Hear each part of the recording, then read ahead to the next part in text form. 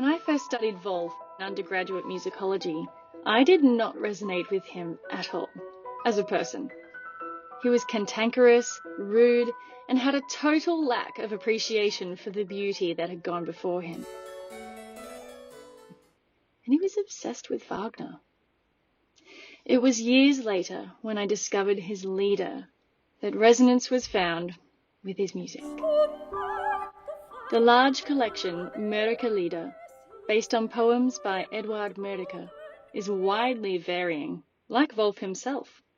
At times delicate and intricate, other times fiery and passionate, and still at other times reverent.